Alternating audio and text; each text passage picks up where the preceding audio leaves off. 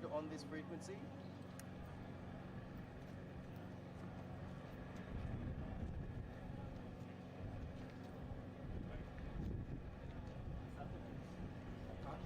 Can you please hop over to that? We need to get the machine screwed, and you can ask them to come here. Switching to the EV screw. Just come to here, find me, or Austin. Is Austin? You need to have a chat with Steve. That was just like real scary. Scott will let us know.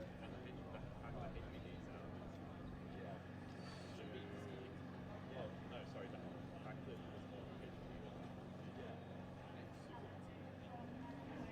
We get names again. Austin? yeah. Liam, Jaden, Oscar. And Hayden. That's like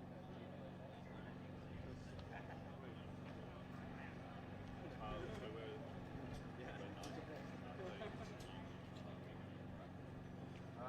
Scott has to have a look. I think we're still sitting everyone up. And then he kind of has to go. And Scott will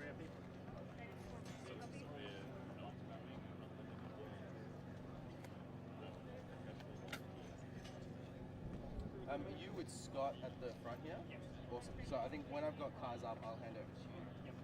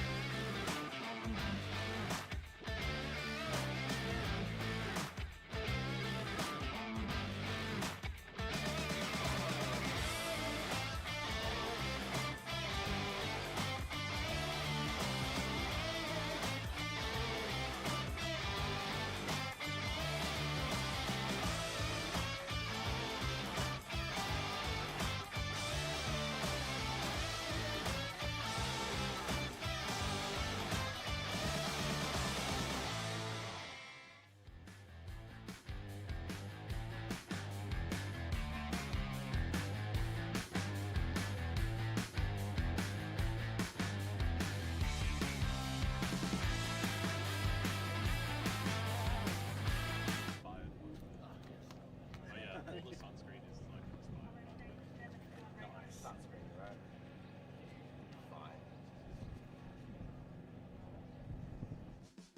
Fine. Formula SAE is a good fit with Henkel because we like to work with the engineers of today. They're going to be the engineers of tomorrow. So we make sure that our brand, they're aware of our brand, they're aware of our technology, they understand how our products work, and then when they go out into industry, we partner with them again, and we can also find them other solutions in other parts of the industry. So Henkel's involvement here is that we actually support a few of the teams, Swinburne and Monash. We've also got another team in WA. We're looking to sponsor a team in New Zealand. We support them technically, we provide training, but we also provide product as well so that these guys can get their cars operating at the top level. Yep. So Henkel Australia is one of the largest producers of adhesive technologies in the world. Everything from cyanoacrylates to silicons to modified silones to structural bonders, both flexible and rigid. So we have a whole range of products that can do a lot of different things for vehicles.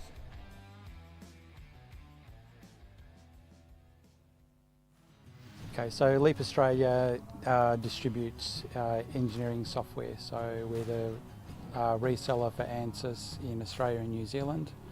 So ANSYS can do computational fluid dynamics, structural analysis with FEA. We can also do electromagnetic simulation, and we can also do a 4-car simulation, so something like an autonomous vehicle.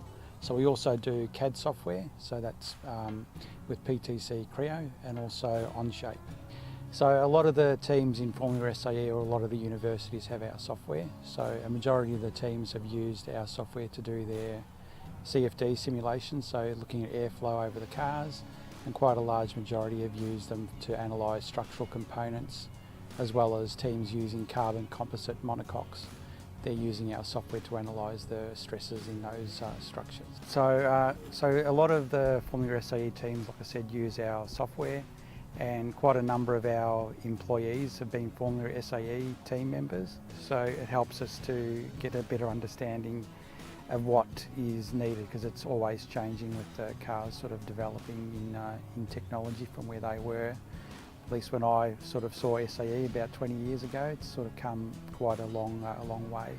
And it's just really introducing the students to the techniques that are used with our software a lot earlier on than they would see it in their the normal course of their degree.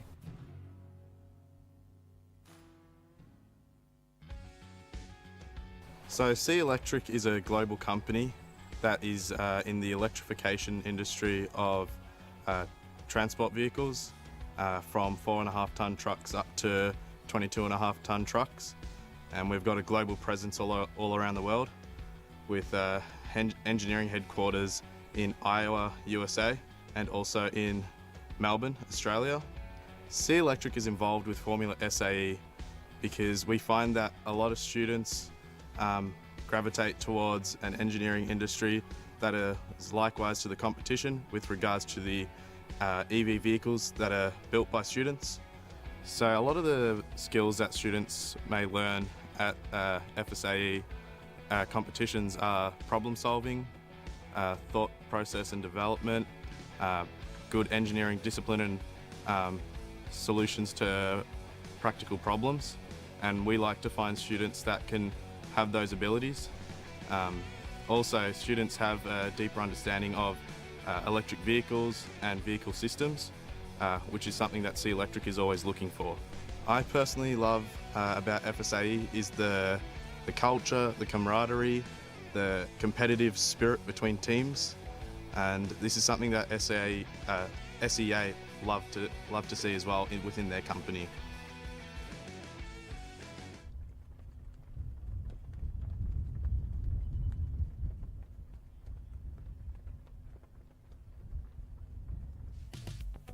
So I am an employee at Ford, and Ford is a sponsor of the Formula SAE competition. So I myself have been coming down here for a few years. We often get Ford employees down here volunteering, getting involved in the competition and meeting all the students. Formula SAE is an excellent stepping stone for future engineers. For a start, you get out here into the engineering community. All the students who are here will have seen just how many different engineers are working and volunteering here. It's a great place to be, so you learn a lot, you meet a lot of people. And when you go into the workplace, you realise very quickly that what you've learnt in this competition is invaluable. And even if you're not working on cars specifically, what you're doing is you're solving problems, and that's what Formula SAE teaches students to do. I studied engineering, and I was a student in the Formula SAE competition back in the day. I looked after the suspension and vehicle dynamics on my team, and when I graduated I got a graduate job at Ford, and actually I went into the vehicle dynamics department at Ford, and I spent the last 5 years actually working on the car that you see behind me. So I was specifically working on the Everest, and I was doing ride and handling, so all this sort of suspension tuning and looking after the comfort of the vehicle, looking after the sort of the characteristics of when you're driving it, and the sort of sporty feeling that you get when you drive the car. There are lots of benefits for us Ford engineers coming down here and helping out with the competition. We get to talk to the students, we get to share ideas, talk cars. It's a really fantastic environment. And I personally get to brush up on a lot of my engineering skills that I don't practice all the time in my day-to-day work at Ford. So it's a learning experience for me as well, and I really, really enjoy it. Well, welcome back to the Formula SAE-Australasia competition for 2022. It's an exciting day of running today. We have autocross in the morning, and then we'll be having endurance in the afternoon. And quite a few cars already lined up, ready to go. We're just waiting for the track to go green, and some of these teams will be out there. And unsurprisingly, we see University of Newcastle lined up at the start straight away.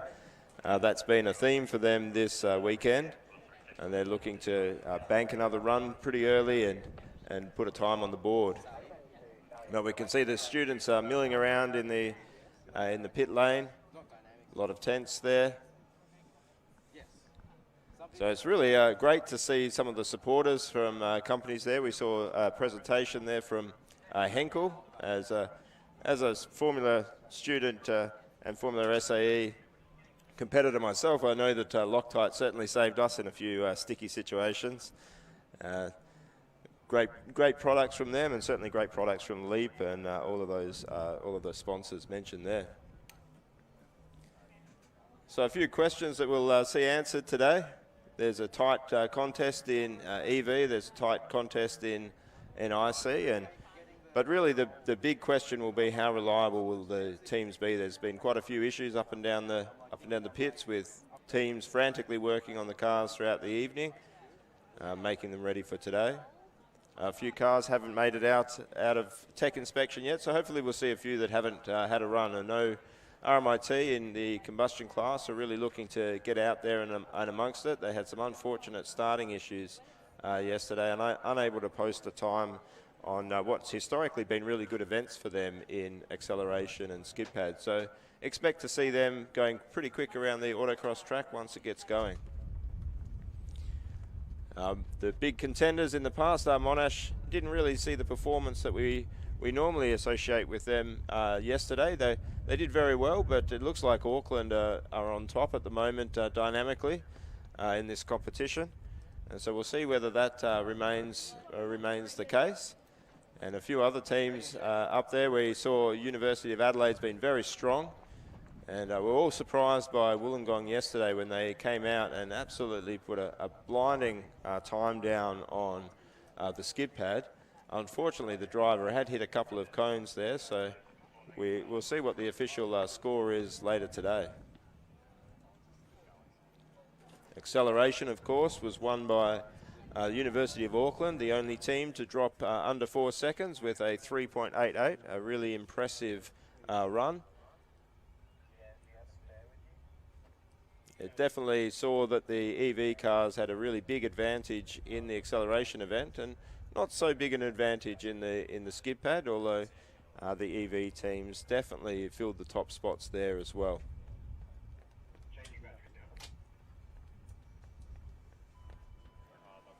So a lot of points still to come today. Autocross is really the first time we get to see how fast the cars are on a track, and we get to see the sorts of performance we don't see in acceleration and skid pad. So the autocross track really highlights whether teams have really worked on their dampers and their transient behaviour. It starts to highlight performance of the vehicle around things like the line the driver is able to take, so effectiveness of diff systems, widths of cars. It'd be a really good assessment of aerodynamics under all different circumstances, from turn-in and corner entry to corner exit. And the Formula SAE tracks have a lot of slalom, so a lot of constant change of direction, which really highlights which teams have done well in their aerodynamic packages. We also get to see the fuel efficiency, of course, and how much energy they're going through. So there's always a trade-off with these cars. You can often build a really quick car, but will use a lot of energy to do so, and then you lose points on efficiency that would be that you need to make up for with speed. And that's what we saw with the competition has moved over time in IC, is moved to single-cylinder engines, which really benefit from that efficiency performance without losing too much time on the acceleration event. And certainly we've seen that the single-cylinder cars have typically been quicker due to the lighter weight around autocross and endurance as well.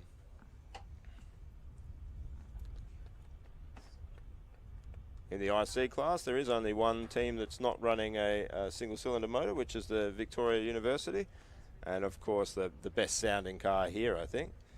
And now I'm joined with Isaac, so I don't have to bore you solo now. We can bore you in tandem. Morning, Kevin. How's it going?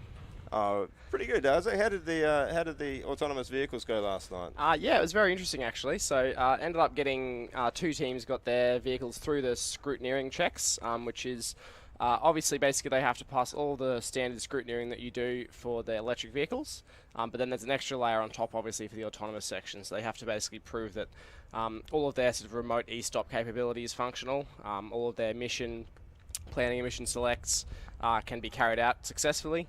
And they have to prove that, yeah, obviously with the car on the blocks in the tech inspection shed. And then the final step is to actually when they head over to the track, the last thing is to do the EBS testing, which basically they have to set the car up on the track, and it does its own, it drives forward on its own, and then has to activate the emergency brake system, which is generally a pneumatically operated system on the car, and then has to prove that it can decelerate at a certain rate. And so, yeah, both cars made it through all the checks in the tech shed and got out onto the track. Unfortunately, the QUT vehicle had a couple of issues. I believe the battery management system on one of their low voltage batteries in series failed, so they need 24 volts to operate the solenoid on the EBS, and unfortunately with one of those batteries failed, it didn't have enough grunt to do that, so unfortunately that car wasn't able to complete the EBS test. The Monash car got out there, completed the EBS test first time, got through. They then reset up and they attempted what's called the track drive event, which is effectively the autonomous vehicles version of the autocross or endurance events. Basically, yeah, there's a set track. It's a little bit different to kind of what you see out here on the autocross track, where the cars have a cone on each apex to navigate. With the autonomous vehicles, they have a continuous row of cones down each side of the track, and it's a different colour on each side, so the vehicle's perception can actually pick up, based on the colour and the positioning of the cones, where the actual track itself is going. So the Monash team set the vehicle up and was able to complete, I believe, 4 laps of that circuit successfully without hitting a single cone, which for a first attempt for a team, especially in this part of the world with the resource that we have available, I think is a very impressive effort.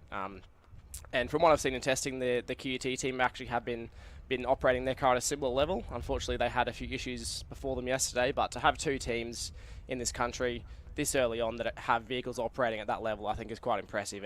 And this year was only a demonstration event, but next year will be a fully fledged competition is the plan. So I know there's at least a handful of other teams that have been working on vehicles. Some have brought them here this year. They weren't able to pass tech, but there's definitely a few on the way. So the future for that event is looking really exciting. So the fact there's already 2 teams at that level straight away, and a couple that really aren't too far behind, I think with another 12 months of development, there's going to be some really exciting stuff in that space next year.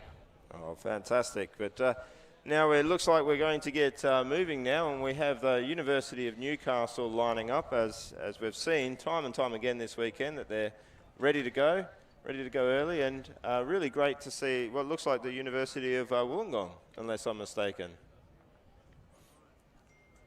Yeah, it looks like it. Yeah, so actually we do need to apologise. We made a small mistake in the commentary yesterday, commentating the University of Wollongong skid pad. So they hit a cone during their fastest run, and we were under the impression at the time that was a 2-second penalty, but I've been informed it was actually a 0.25-second penalty. So we actually put them back down the order when we were talking about it yesterday, but I believe they finished on the podium places with that time they set yesterday. So that's great news for that team, and shows that car, yeah, obviously really had potential on the skid pad, so excited to see what they can do this morning.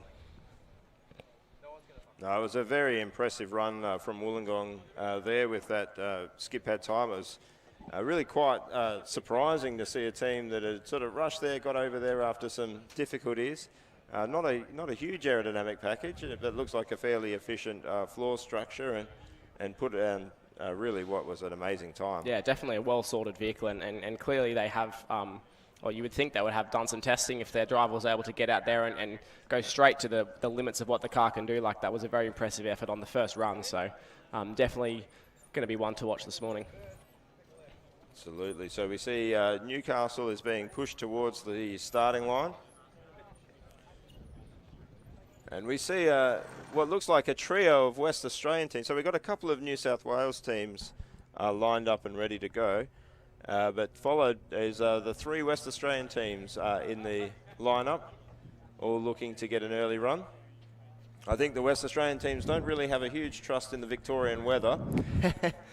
Yeah, there has been some rain predicted today, actually. It's looking reasonably nice out there at the moment, but possibly come endurance later this afternoon, we could actually have some weather effects. So it makes it interesting with the endurance, because obviously in autocross you're able to somewhat choose in what order you run in, because you just queue up when you feel like you're ready.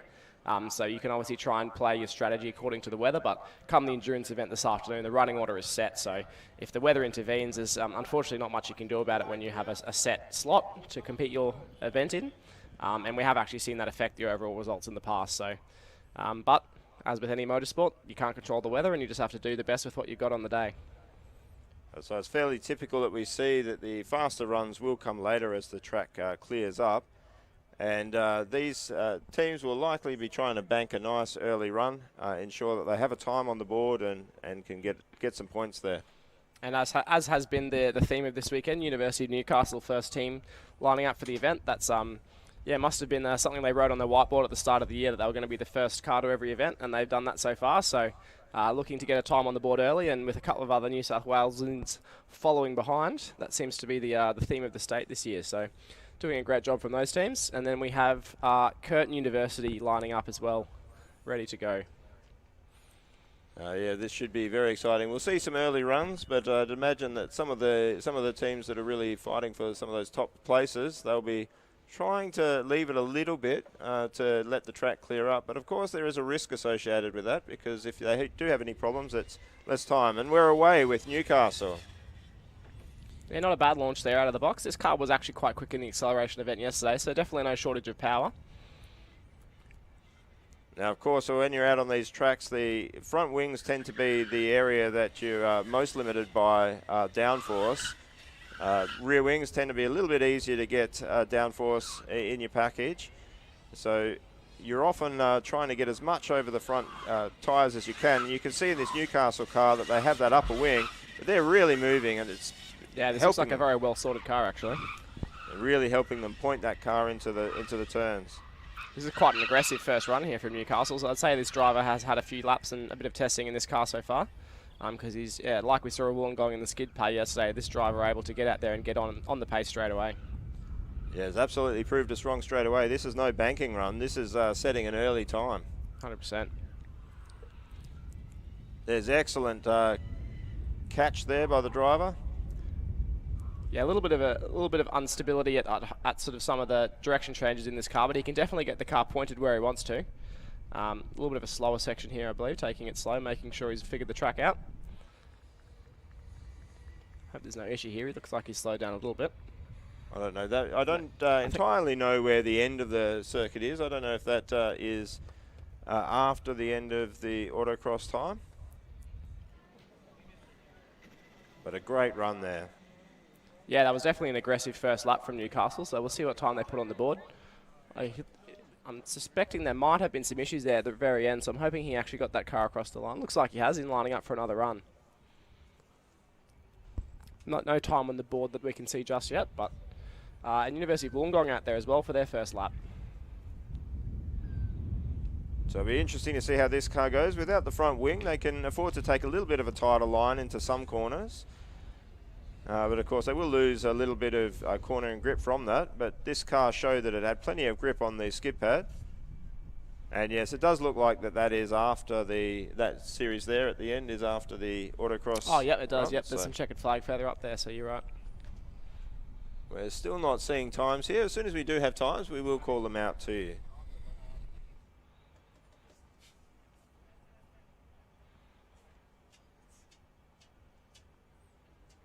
It just adds to the suspense, I think.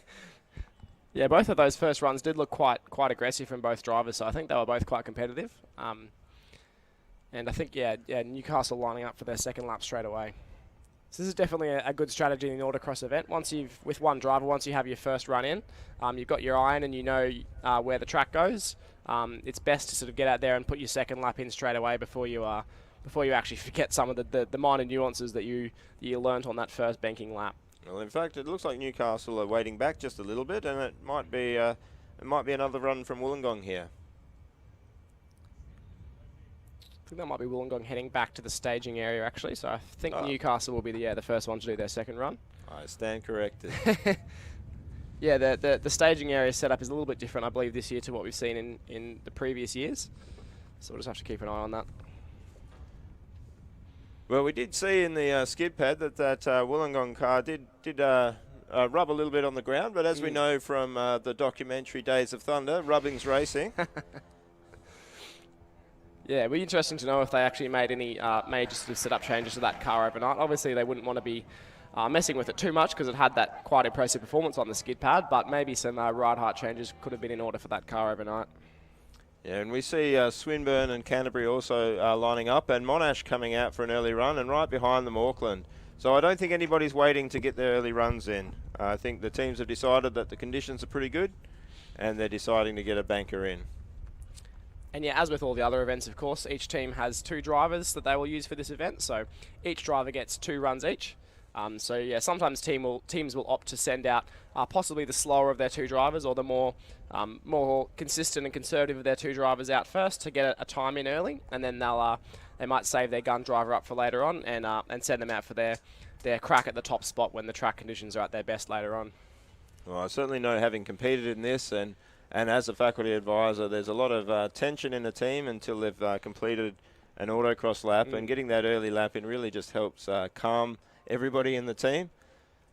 Yeah, for sure. And there is a little bit of time in this event to get some tuning time in between runs if you do a lap and find that you have some things on the car that need improving, which is often the case, especially going from the dynamic events we did yesterday. This event has definitely big changes to what you want out of the car and how you want the handling and response to be. So I wouldn't be surprised if we see teams making some small changes in between runs today.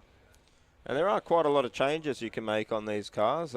Typical dampers, a lot of teams run, say, an Öhlins damp, an Öhlins TTX 25, and they have a huge range of adjustment, a 4-way adjustment on the valving, and you can change the pressure on them, on the accumulator, but generally teams won't change accumulator pressure. But even with the 4 adjustments, low speed and high speed and both rebound and compression, there's a huge adjustment in the dampers alone. And then the teams will have camber adjustments. Some will have steering adjustments that they can make. Wings tend to be, you can change gurney flaps and angles of components. So there's a massive amount you can do with these cars. Yes, and as often is the case, and this is true across most forms of motorsport, the car is only as good as what the driver can get out of it. So if the driver is unhappy with the balance of the vehicle, maybe the outright levels of downforce and grip are very high, but if one end is overpowering the other and the driver doesn't trust what the car's doing, it's very hard to extract a lap time, and especially a consistent lap time out of it, say we come the endurance event this afternoon. So often teams will be fiddling around with things just to adjust the balance and get the car in the window that the driver's comfortable to drive. Which often includes things like changing anti-roll bar stiffness or even spring stiffness on the front or rear if they feel that's necessary.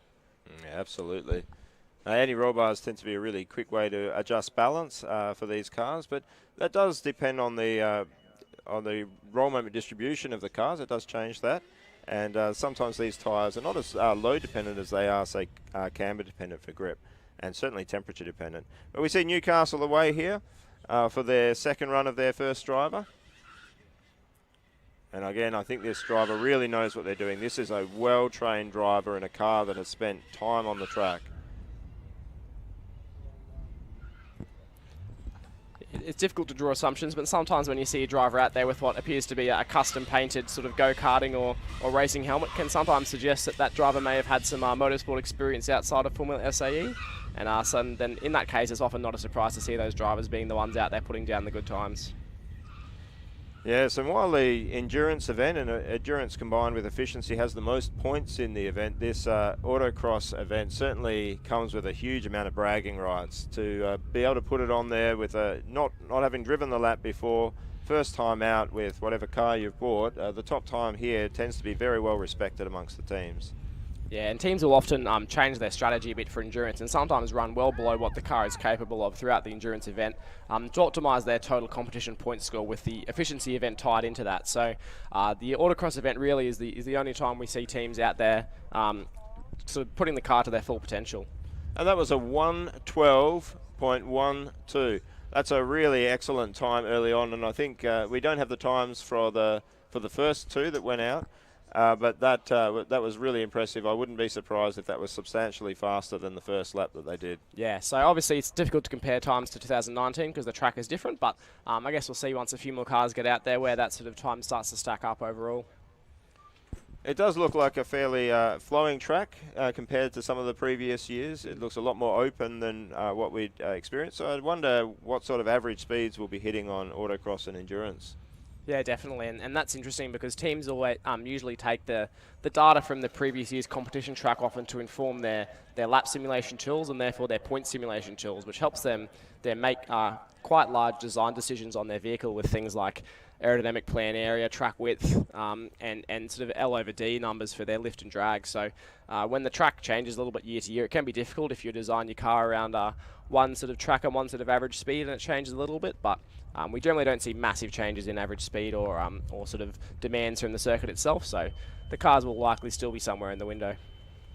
Well, here's something we have not seen since 2013. UWA lined up for an autocross run, and away they go. That was a fairly solid launch, and this car was incredibly smooth on the skid pad. Had a respectable acceleration time. It wasn't up in the very pointy end, but I've been talking to the team here, and they have done a fair bit of running with this car, and they're fairly confident they're going to get a good time today. Yeah, I believe they had a car running. Oh, looks like Newcastle might have stopped out on track, but that looks like it's after the finish line. So, no, they have thrown them. I'm not sure if they are slowing UWA or is that a little bit of a moment. Yellow flag. UWA back underway again. Yes, this is the unfortunate thing, is when you are on a run, sometimes an event that is not of your causing may cause a bit of an incident on track, and I'm not sure if that had affected UWA or that was a moment with their car. From what I saw, there was a local yellow where the Newcastle car stopped, but the UWA vehicle was on the other side of the track, so it's possible they had their own actual issue there at the same time. I believe it also is in the rules if a car is unduly caused to stop by another vehicle stopping on track in autocross, they can be awarded an extra lap. Well, this is a very smooth run from UWA, and a 1:17.68, so a little bit slower than what Newcastle put down, but obviously Newcastle have had two laps to get that time on the board, so starting to get some numbers out there now. We see our first IC car on the track, Edith Cowan University. This is the university I'm faculty advisor for, or one of the faculty advisors. And this driver didn't know he was going to be driving the event 3 days before this event started. Unfortunately, the driver that we did have lined up contracted COVID and has been unable to drive. But it's great to see this young man driving today. Yeah, definitely looks like a fairly strong first lap here, especially if this driver wasn't aware and training for this event. So they're definitely putting down some good times. They're fairly consistent, but definitely not a slow first lap here. The car looking like it's actually somewhere near what it's capable of doing. So we'll see what the time comes out at.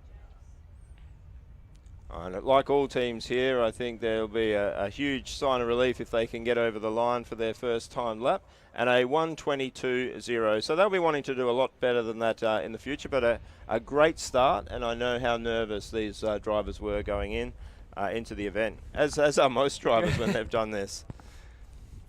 Yeah, it is quite a cool thing. It's something a lot of drivers look forward to for the entire year, is the privilege of driving at autocross and competition. It can be a blessing and a curse. It's something a lot of people really want to do, is drive at the competition, but it's also something where you have the entire weight of the team and all the work that they've done all year on your shoulders. So there's a lot of pressure and a lot of pressure to do well, and also not cause any damage to the car. You want to finish the lap and finish the event. So it's about balancing the excitement and the motivation to put in a good lap time, but without doing anything to the car that might hurt your overall result. And that was a great launch by Swinburne off the line. It looks like there is some issue with the timing, because it looks like they've already registered a time for Swinburne, and we haven't seen them out yet, so hopefully that wasn't a timing problem. But they're looking very good out there. This is a team that I think can certainly climb the ladder today.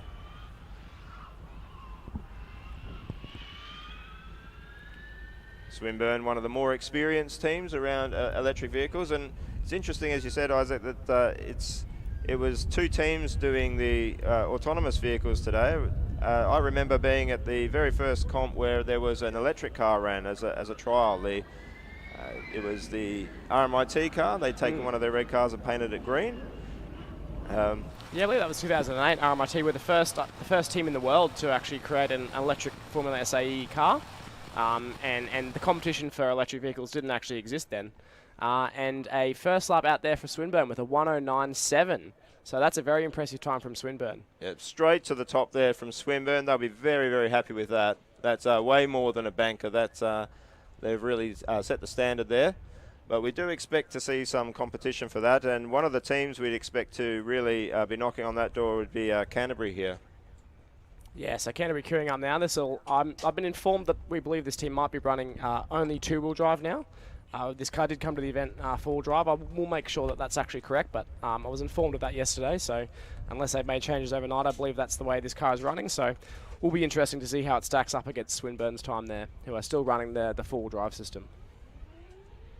Now, not quite as quick a launch as what we saw from Swinburne. But this team is well known for building cars that go around the track quite well, and you can see how smooth this vehicle is. At this stage, doesn't look like it's being driven quite as aggressively as the Swinburne vehicle, but aggressive doesn't always mean fast. Yeah, this car has had this team have had a history of generally quite well-sorted cars when they come to the competition, especially in the autocross event. We normally see that the drivers and the vehicles are quite well-suited, and they've done a bit of work on their vehicle dynamics and getting the suspension and vehicle dynamics tuned up to make sure the car has a good handling balance and it's pretty predictable for the driver to drive out there on the autocross track. Well, we see UWA out here, and it looks like a lot more intent in their start of their lap. That looks like a lot faster run from them. So we can run multiple cars around this track. They are spaced out fairly far from each other. So you can run, I think, up to 3 cars on the track at the same time. Yeah, so I think in endurance they can even have up to 4 sometimes, but the endurance event they run passing lanes. So that's a great run from Canterbury with a 1:11.6. Yes, that slots Canterbury into second place there behind Swinburne, about 1.9 seconds behind. Obviously, the gaps between cars we're going to see today with a 1:20 or 1:10 lap time compared to 5 seconds is going to be a little bit bigger in terms of pure time, but the relative gap is actually still quite small there. Yeah, this UWA lap looks like a lot better lap, a far more aggressive lap from the driver here. Definitely. And that's a 1:11.25, so UWA have moved into second place overall, but I'm hoping they can hold on to that, or they'll be hoping they can hold on to that, because the University of Auckland is out now, and University of Auckland have won the previous 2 dynamic events, taking an easy win in acceleration and a much closer win in skid pad. Yeah, it's definitely been one of the more dynamically impressive cars so far this weekend, so it will be interesting to see what they can do here. Plenty of noise from the straight cut gearboxes there as well.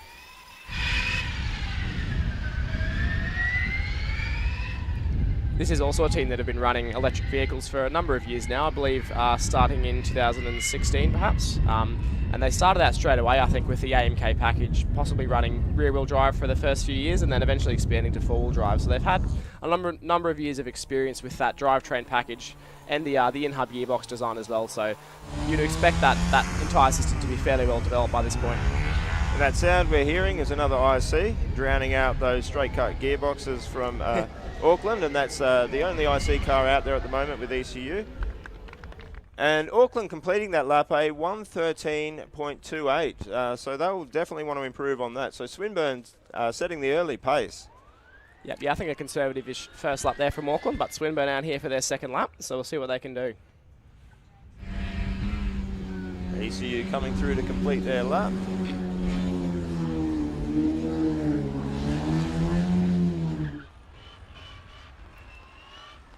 And Edith Cowan University, a much improved lap there, a 1:14 flat. So a great time there. The driver, Mitch, there will be very, very happy. Yep, still obviously the first internal combustion car out so far. I believe the University of Waikato is lining up at the moment. So we'll have them out there in a few runs' time. Now this is an event we would expect the electric cars to have a decent advantage over the IC cars. They can run up to 80 kilowatts as a limit. And it's almost impossible for a single-cylinder team to hit that sort of power out of their car. So a huge power advantage for the EV cars at this event. And with a quite open, long track, I would not expect the IC cars to be able to match their times in the autocross. Yeah, definitely. And the sort of the controllability you have with the throttle pedal on an electric car, the torque being so instant, you can definitely balance the car on the throttle a little bit easier than you can with an internal combustion vehicle. And that's an amazing time from Swinburne there, a 1:06.1. Yeah, that's very quick. The driver definitely looking a lot more aggressive on that lap there, so that's really the time to beat for now. A few cars in the queue, so we'll see if anyone else can have a crack at knocking that one off, but that looks pretty fast this early in the day. Yeah, they've seriously put some time on that car, because that's an impressive early time. And I think the other electric teams might be a little bit concerned seeing that sort of time posted by Swinburne so early. Yeah, Swinburne definitely look like they've been building their way into this weekend. They put in solid times in the past 2 events, but definitely look like they're getting faster and faster as the weekend goes on. So really playing themselves into contention this morning. Now, hopefully we didn't have an issue from Curtin. They were lined up earlier in the day, but didn't put a run in. So we'd hope that they get out here, and that wasn't anything too serious. But it looks like we have the University of Tasmania lined up for their first run. Yeah, correct. So yeah, this will be the first go for these guys today. They did quite a good effort in the skid pad event yesterday. So this car definitely looks like it has some potential in it, and will be interesting to see how well tuned their drivers are to the car and what sort of time they can put down as a banker today.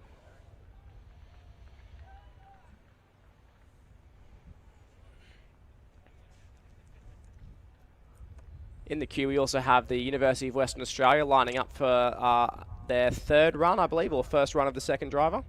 And University of Waikato are queuing up for their first run, so they'll be the next ones out after UTAS. And it does look like a fair bit of cloud cover here, so there is talk of rain later in the afternoon, and it looks like it's been pushed back. But speaking of Curtin, it looks like they're getting back in the queue, so whatever issue they've had, it looks like they've solved that quite quickly. Yeah, they had an issue with the fuse yesterday that stopped them from getting out to the acceleration event, but they were able to make it out to skid pad and put in some good times. So let's hope that car is running nice and reliably this morning. The University of Tasmania taking off there. A little bit of a drop in the right at the launch, but a solid start. Yes, this is another one of the vehicles choosing not to run the aerodynamics package this year, and in fact, not even an undertray in this car. So they've just focused on the bodywork. They've got some quite nicely put together side pods there. So obviously, aerodynamics isn't just about downforce and drag; it's also about optimizing your cooling devices, and actually, doing that in a way that's most efficient. So getting the most amount of cooling performance for the least amount of vehicle drag. So they're running a side pod on both sides of the car there. So it looks like they've done some work to optimize their cooling as well. And cooling is one of the things you have to make a bit of a compromise with in this competition. If you run too much cooling, you're adding extra weight and extra drag, but not enough, and you run the risk of not finishing in endurance. And often as you're trying to bring the weight down on these cars have no minimum weight to them. As you bring them down, sometimes you make decisions that when you don't finish an endurance event, you sort of regret later. Yeah, it's definitely a risk versus reward sort of decision matrix when you're weighing up the cooling design of your car. But yeah, it obviously does add weight, but yeah, with the endurance and efficiency events being worth 400 points of the total 1,000 you can get at the competition, it really is essential to make sure you finish that event. Absolutely. And this looks like a banking run from the University of Tasmania. Wouldn't have been a very quick run compared to the others, but they have a time on the charts, and we'll wait for that to pop up. Sadly, it looked like we saw the University of Canterbury car actually parked up on the grass on the infield there. So no. They have a time on the board and currently sitting in 3rd place, but that's a shame to see that car has come to a stop. I'm not entirely sure. Sometimes in the autocross event, they can actually get the car recovered and have another go, but it really depends on the marshals out there at the moment. And these teams that have had an early run, I wouldn't expect that they would be coming out and doing their second runs with their second driver too soon. They will be waiting for the track to clear up a little bit. So in between these early runs, I'd expect to see most of the teams try to put a time down. Looks like Auckland are pushing their car back to maybe do some adjustments to it and try to come back out with a faster time. Yes, this will be the first run for the Waikato car. I saw the UWA car lining up in the queue now. They have done 2 laps so far, but I suspect as they were held up by the Newcastle yellow flag on their first run that they've been awarded an extra lap, and therefore they're queuing up to go again. Okay, Waikato, the second IC car to run. Didn't look like a great launch from them. A little bit slower off the line, and certainly slower than what we see from the EVs, but I have spoken to these students and they inform me that once this car gets going, it can really move.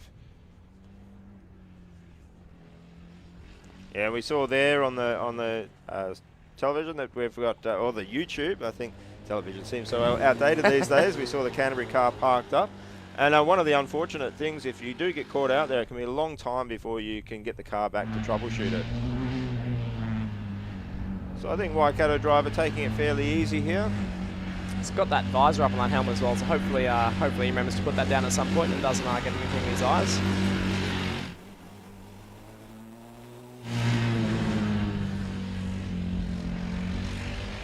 Yes, I've heard that the person running the hotel we've been staying at said that this year, following the floods in this area, that they haven't got mosquitoes, they've got sparrows with knives.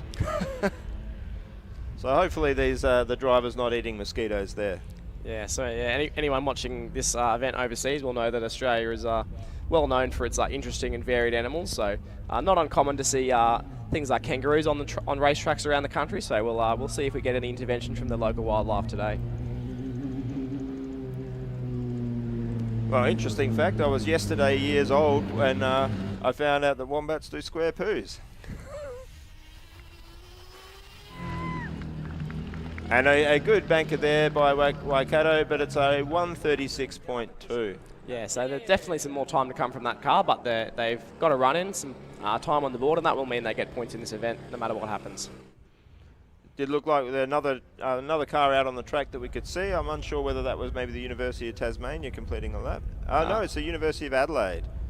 Driver shaking his head there. Looks like they might have a problem with that car. I think the T-cell appears to have stopped blinking, so possibly a shutdown event on that car. Oh, that's a shame to see that. The University of Adelaide, I think, is one of the teams that's been doing really well in those first two events. So they'll be a bit gutted by this, and it looks like it's caught out fairly far from where we are. Yeah, they really have been piecing together a strong campaign so far. So let's hope they get that going. The driver does have some options in an EV to reset the system if they have an issue, but depends on the level of event that has occurred. Sometimes they need actually external assistance to get the car going again. And so Curtin lining up. They'll be really looking forward to seeing this car complete its first lap. It's their first electric car, first monocoque car. Quite a bit of a change to their normal aerodynamic packages. They've put a lot of effort into this car, and I know the team are incredibly skilled and knowledgeable. So hoping to set a time, and really fantastic to see the teams that are gone electric for the first time getting out on track. It is a very, very difficult task to do. Even getting through the electric scrutineering is a competition in itself. Yeah, for sure. Yeah, getting this car as the first electric vehicle out there and on the track is a great effort for any team. So really good job from Curtin there, and to actually get out there for one of the dynamic events yesterday and another one this morning is a really good effort. And away we go. That looks like a great launch there by Curtin. I'll be happy with that. Moving quite quickly. I don't believe this team set a time in the acceleration event. No, they didn't. They had an issue yesterday, but they did get out for the skid pad, so let's hope they get a run in this morning. I think it's lucky for a few of the other teams there, because that looked like a very good launch from them. It looked like they would have posted a competitive time. And this car looks fairly close in pace to the UWA car, but it's often difficult to tell from the vision. But it looks close to the UWA first lap, so it'll be interesting to see how well they can match them. Yeah, definitely, as you mentioned before, a strong aerodynamics package on this car, so that should pay dividends in this event. A good amount of downforce does help keep the car stuck to the road, and if it's well developed and actually balanced correctly, can actually make sure the car is more controllable for the driver as well. Well, their faculty advisor, Chris Ford, has quite a competition with the UWA faculty advisor in Angus Taverner, and I think they've been ribbing each other throughout the weekend. So it'll be interesting to see who gets the ribbing rights after this one. Definitely a strong lap looking like this from Curtin, especially building up towards the end of the lap. He's looked like he's getting that car close to what it can do. So let's see what this time comes up at. That's a 1:16.06. So I believe the UWA first time was not too far from that. Yeah, I think it was around a 1:14, so that's not bad, and I think that driver was definitely building up as the lap went on, so if he starts the second lap with the same sort of speed he finished that lap with, I think we could see a much better time.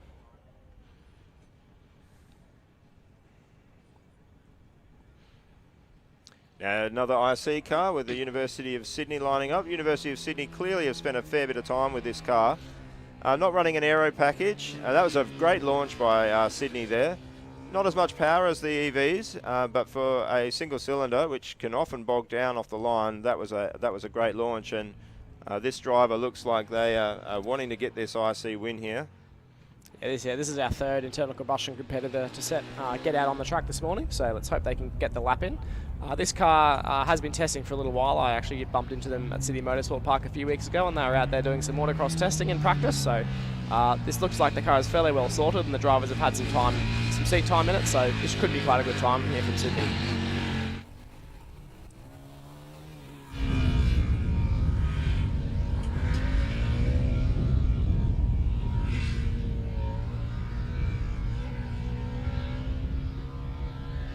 Yeah, the driver looks fairly stable there. It's difficult to tell after seeing the EV cars, which have been running a fair bit more pace, but I'm not sure this is matching that second lap from the ECU driver, but it may come close to matching that first one. The first lap from ECU was in the 120s, I think, low 120s, so let's see how this compares. Yeah, again, looking like this driver's also building up towards the end of the lap, so definitely getting stronger.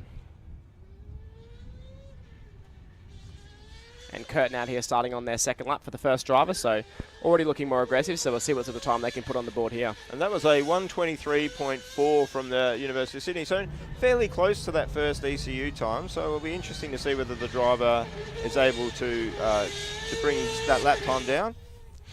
Curtin here, definitely driving with intent. Yeah, definitely a stronger start to the lap here from Curtin, so we would be expecting to see these guys pop up in the ranks that top 5, but we'll see how he does with the end of the lap. I really am amazed by the effort they've put in getting this car here. This has been a really big switch for them. They have been well known for their excellent manufacturing quality of their space frame chassis, and to take so much on with this car and to see this doing what it's doing now, it's really quite incredible. Yeah, it looks like a fairly wide open and fairly quick end to this lap, so the driver's definitely building up their speed and keeping the bravery for that last sector. Oh, and that's an excellent run from Curtin there, a 1:09.3. Straight into second place for University of Curtin, well done. Well, I think at the moment the bragging rights are with Chris Ford, so Angus will be buying the beer there, I'm afraid. Yeah, that was a really strong time there from Curtin. Also in the queue lining up for the first time in a dynamic event this weekend, it looks like the University of Technology Sydney, UTS. So would be cool to see those guys get out there if they can. They've had a few troubles with scrutineering this weekend, but the car is currently out in the queue, so let's hope they get into line and actually get out and set a time this morning. And the University of Sydney here on a much faster lap, so it definitely looks like they're going to have a better lap than the previous one. And they had sped up towards the end, but that starting section there was a lot quicker than what they did previously. We don't have sector times here, so there's always a bit of tension built up before we know how the teams did. But this is being very well driven. That looks like a very tidy lap. Yeah, actually the other thing to comment this morning, very few cone hits, if any at all, so the driver's definitely taking it easy so far, but also shows that some of them have had some good seat time and know their way around the limits with the vehicle. And University of Sydney there with a 1:18.6, so almost a 5-second improvement on the previous one. And Auckland here, that looks like a really good start from Auckland. A bit quicker. It looks like they're struggling on that hairpin though. That's the tightest part of the track, and really, really slow out of that hairpin. I'm not sure whether this car's got enough steering lock on it to do that well, or whether the width of the car is hurting them there. They'll really want to try and do that better if they really want to put a top lap time down. Yeah, it'll be interesting to see. I had the privilege of judging the driver interface category in the design event on Thursday and sat in this car amongst a lot of others, and this was definitely one of the cars that was more well sorted out in terms of the ergonomics of the driver compartment. The steering wheel was quite nicely done. There was plenty of elbow room to turn the wheel, and the steering weight itself was actually quite light as well, which means the drivers should be able to keep their fatigue levels low and keep the lap times consistent throughout the endurance event. But it'll be interesting to see whether that steering lock was the issue in the hairpin, because I don't recall it being distinctly different to any other team when I had that opportunity, but possibly just taking it easy through that hairpin to start the lap. Yeah, it did look oddly slow considering that the rest of that lap was excellent, and that is a 1:07.9. So a massive improvement from Auckland there. And that, yeah, puts them straight into second place, not far behind Swinburne there, so it's really starting to get tight at the top. Yeah, I really think that that hairpin area was probably where they're losing time to Swinburne. Swinburne did zip around that quite quickly. But everywhere else, that Auckland car looked quite impressive. Yeah, definitely. And heading back to the staging area. And in what we hope will be great news for everyone at the event, the RMRT combustion car lining up for a run at the Autocross. Now, obviously, these guys had a lot of issues with this car yesterday trying to get it started. Definitely a light vehicle, so they were running a conservatively small battery, but bumped into the fellas at the adult refreshment facilities last night, and they've informed me that they have installed a much larger battery into this car today, and so are hoping that they'll be able to get it fired up and out there. Yeah, I've got some of the weights there for the cars. So the RMIT car, the official weigh-in was 192.5, and very close to the University of Sydney with 190. And considering that RMIT have aero package on there, compared to the Sydney without an aero package, you can see that they've got quite a bit of a lighter car there. So they should be able to match Sydney. Now, ECU is a far less powerful car, so the RMIT car has a 690 KTM engine with the ECU having a 450, but ECU is quite a bit lighter with a 155 kilos. So this will almost be a battle between weight and power, I think, if RMIT can get off the line. Exactly. And another great story here, I can see the University of Queensland lining up for the Autocross event. Now, these guys got through scrutineering and turned up at the start line of the acceleration event yesterday, but unfortunately that car didn't get off the line. And I believe they had some accumulator-related issues with that car yesterday. So they've been working really hard on it all through yesterday and overnight. I think they've been back through some of the scrutineering this morning. And seeing that car out here now this morning, devoid of its front and rear wings. But if they can get that car out there in post of time, I think that'll be a really great achievement for that team. Yeah, I'm quite a fan of the UQ team. I think I'm a fan of all of the Queensland teams. But they've got the lightest of the EVs here. Probably a little bit lighter now that it's devoid of some of its aero package, so we'll be interesting to see how that affects its performance. It's still running an under tray and side wing configuration installed at the moment, so we'll still be producing some level of downforce and a centre of pressure somewhere near the middle to the rear of the car. So hopefully that car still has a pretty capable dynamic ability. Well, I think to put it in perspective, the weight of the UQ car is 172.6 or 172.5, I think officially. And compared to the Auckland car, which had topped the previous two events in skip out and acceleration, Auckland is sitting at 225 kilos. So you've got almost a 50 kilo difference there, or greater than a 50 kilo difference between the UQ car and the Auckland car. So really impressive weight on any car, and an absolutely amazing weight for a electric vehicle. The only other car in the electric vehicles under 200 kilos was Griffiths, and unfortunately we haven't seen them run today. Yeah, correct. I saw them going through what looked like the final stages of the EV scrutineering late last night. So obviously once you've passed that tech inspection stage, you still have to do the rain test and the brake test. So I haven't actually heard an update from them this morning, but possible. If we're lucky, we might see them out here later today.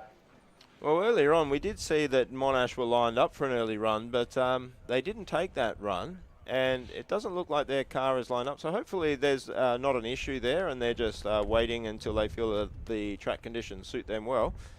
But we're really looking forward to seeing them compete and put up a time and see if it can match that amazing time of Swinburne earlier.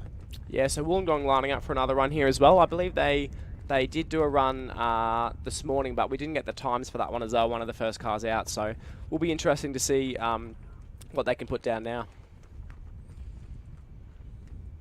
Yeah, it did look like a reasonable lap too.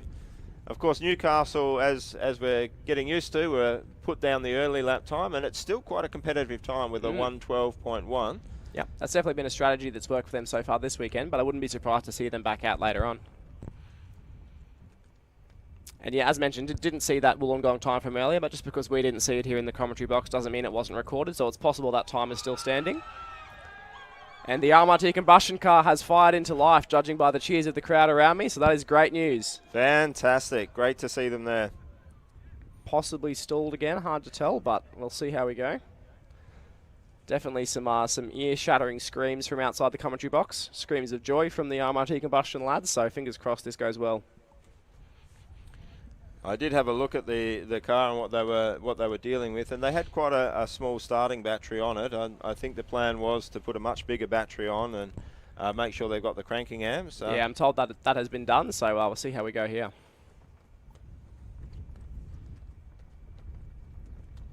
Yeah, I think if it meant finishing the endurance, I'd be running up and down the things trying to get one of the accumulators from the electric cars, whatever it took to get it started.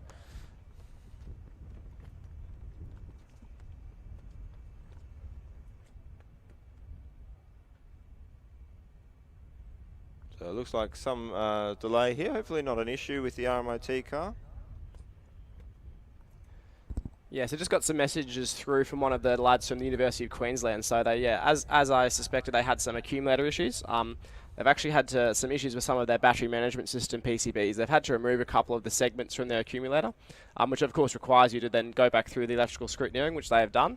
But they are now running only 2 out of their original 6 segments, so a much reduced accumulator capacity there and power, and running around 190 volts as opposed to the 600 that they're intended for that motor system, which is I believe 2 AMKs in the back of that car. And so as they're quite limited in power, they've taken off the aerodynamics to reduce the drag. So I believe they're just aiming to get out there and get a time on the board in this event. Will be interesting to see what kind of distance they can do in the endurance event with that much of a reduced accumulator. But I think if they can get a lap in here and get some points on the board, that'll be a great success for that team this year. So RMIT started again. You can hear the cheers from them. Can't actually hear the engine over the sound of the cheers outside the commentary booth, so we'll see how we go. Rolling up to the line now. I can just hear that engine purring over in the distance, so it's looking good. Well, I really expect this to be the quickest of the IC cars. Last time they were here in 2019, they were running the same motor, and it was an incredibly quick car. They had a great competition, so it'll be very, very hard for the other IC cars to match this car if they get a time on the board. You can see some of the RMIT crew in the background of that car on screen at the moment. So we'll see what their reaction is. Hopefully it gets off the line. It looks like they might have some gear shifting issues. Oh, this is sad to see. This is really tugging at the heartstrings here. Been an emotional roller coaster for this team so far this weekend, and I suspect maybe it's not over just yet. Well, I know the one of the messages I got from the technical director in the ECU team last night was it was just he couldn't believe how much of a roller coaster this competition is. Throughout the year, you have so many ups and downs, and so many times where you feel you're defeated and you have to find a solution, and the joy you feel once something's working again, only to be met with another problem. So yeah, it's definitely one of those things, and I find often exacerbated by what often appears to be a lack of sleep for teams in the run up to the competition. They're extremely complex and difficult vehicles to build and to get running reliably. So as the event draws closer, often there's still quite a lot of work to do in the weeks leading up. So sometimes the hours of the day of work required and the hours of the day required for sleep don't match up, and something has to go. So often that's what ends up happening. But so yeah, that often increases the level of emotion felt on the weekend. But as is the case with anything in life, I think the rewards come from the projects that you put the most amount of effort into. So when you pour your heart and soul into something like this, when the event does go ahead smoothly for your team and you get a good result, it really feels that much sweeter. Oh, and look at this Wollongong car. That's a very, very good launch from them. It's a shame they didn't get a run on that acceleration, because this thing looks like it's got some serious grunt. They handled that hairpin very, very well. This driver pushing quite hard. I'd be I think this could be a quite surprising lap time. Yeah, I would expect to see quite a good first lap, but first time that we'll see on the board here from Wollongong. You can see just how low this car is, how much they've pushed the centre of gravity down. So even without the aero, it looks like it's got a lot of mechanical grip. Well, there is the under tray, and that'll be working reasonably efficiently. But compared to the front wing and rear wing packages of others, it'll be quite a bit down on downforce. But this driver doesn't seem to mind. They're doing a great job here. These Goodyears are an absolutely fantastic autocross tyre. They get up to speed very, very quickly. They're a responsive tyre. You do carry a little bit extra mass, but it tends to be worth it. And you can really see this as being very well driven.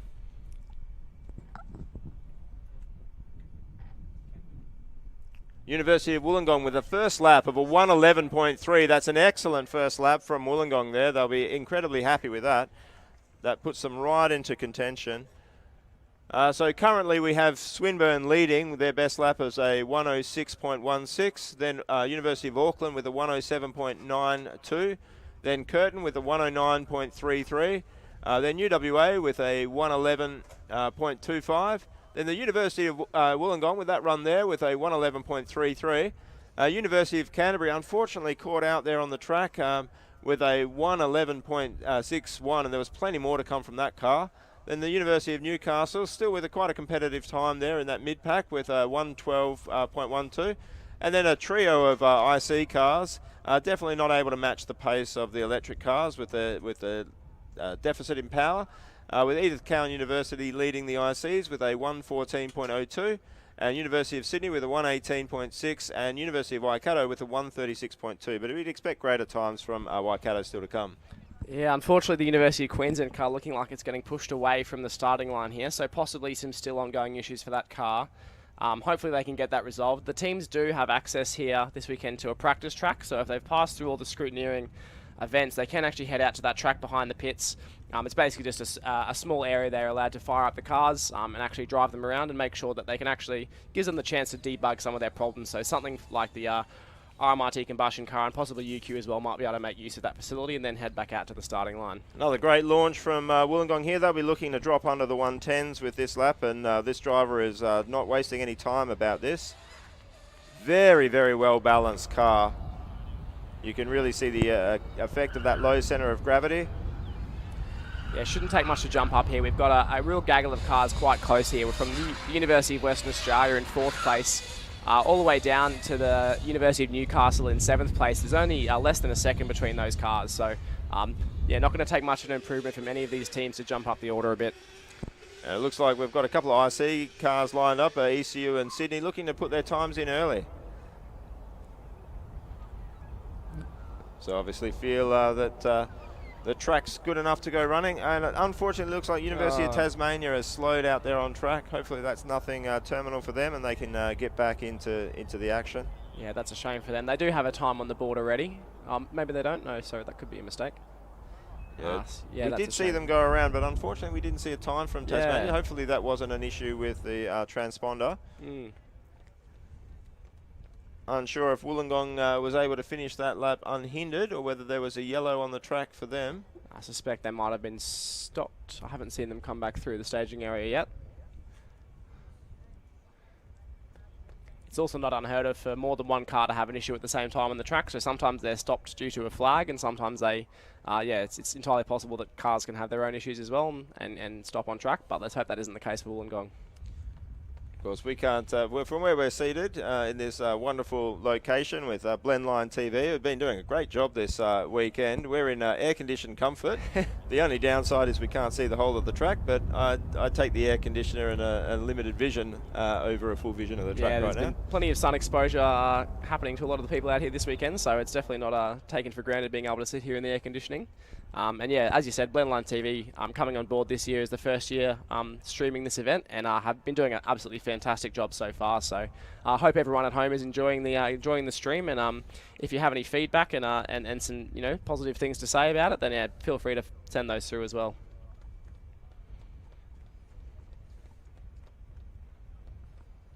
So we still haven't seen Monash line up yet. There's still plenty of time to go. But one of the big names not to set a time yet, and Swinburne's time is looking very, very hard to beat here. Marshall's there working very quickly to get that car moved out of the way, and unfortunately University of Tasmania has to look at their car sitting out. They're unable to be worked on while the driver is walking back.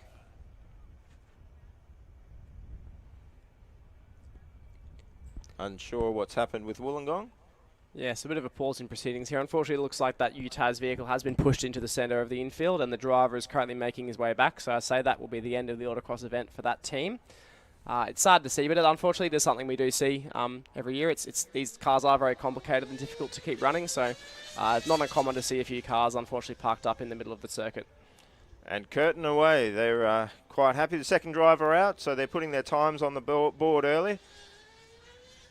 The previous driver was able to do a really impressive 109.338. We'd expect that the this first lap from this second driver will be a bit of a sighting lap. You generally gain quite a bit of time on your second lap. That car looks very well set up. They have been out testing, and I hear that they've been testing alongside UWA at a number of times, so quite a strong competition between these two universities. Speaking about competition, and UWA is away, so we get to see it in the exact same track conditions. The car's out with their second drivers, and UWA's drivers either made a mistake there or something's happened with the car. Hopefully that's a driver error and not an issue with the car. I did hear some brake squealing then, so possibly the driver may have just overshot that first hairpin. It is quite a tight corner, so I haven't seen that happen too often, but definitely not out of the realm of possibility. So it looks like Curtin's making the best of this little contest. And I believe I saw in the background of the stream earlier that looks like possibly the University of Wollongong car has actually stopped out on track and also been taken to the infield at the same time as the University of Tasmania. So a few of the competitors starting to fall. Hopefully they can get those cars back and have time to debug them and charge them up for the endurance event this afternoon. And that was a 1:14.35 from Curtin, so not quite matching the previous driver, but let's hope that UWA car can get back here. They didn't look parked too far away, so hopefully they're able to retrieve that and figure out what's going wrong, and we certainly want to see them back. Yeah, might be able to just send a couple of students out to pull that one back. It wasn't far from the start line, so hopefully they can retrieve that car and get it going again. But here's a car lining up. There's a lot of cars lined up now. There's Auckland ready for their second run, ECU ready for their second run. I'm unsure of the next one, but it actually looks like Waikato's out. Waikato here as well. And on the actual start line itself, the next car to go out is the University of Technology Sydney. Now this will be, if they can get this car off the line, their first entrance into the Dynamics this weekend. So really great to see more and more cars making it through the scrutineering process, which really is no mean feat in itself. The scrutineering itself is almost an event. Just some teams just making it through that scrutineering is considered a win for them, and getting out on track as a result of that. So it will be really great to see this team put a time on the board. Absolutely, everyone wants to see all of these cars out, and staging behind that, so you see the University of Swinburne. They'll be looking to better their time. They're currently well and truly on top. Auckland is going out, so we're getting a good opportunity to see whether Auckland and Swinburne will be able to trade places, or whether Swinburne can keep that win at the moment. Yeah, so unlike the skid pad event we saw yesterday, I believe, and acceleration, I believe the team's limited to 2 runs each per driver, and 2 drivers this event, so we should see no more than 4 laps from any team. So yeah, so I think we'll see Auckland having their last 2 runs here, and only 2 more chances to knock Swinburne off that top spot. And we can confirm that unfortunately Wollongong is parked up with safety, so that was really unfortunate for them. But thankfully they did post a time. They have a 1:11.3, which puts them quite firmly in that mid-pack. Yeah, 5th place at the moment, so definitely a good first time. It's great to see UTS launch there. It looked like a good launch from UTS, and they're heading quite quickly into that hairpin, handling it quite well. Yeah, quite a strong launch from that car. Unfortunately, it looks like the UWA car might have just been pushed off to the side, and maybe that team won't be able to recover that for the rest of the Autocross event. This looks like a nice steady drive from UTS. Very smooth. Yeah, important for this team just to get that first lap out there and get some points in the dynamic events, and then with their second lap or their second driver, they can go out there and push a bit harder. But definitely not a bad first lap from this team whatsoever.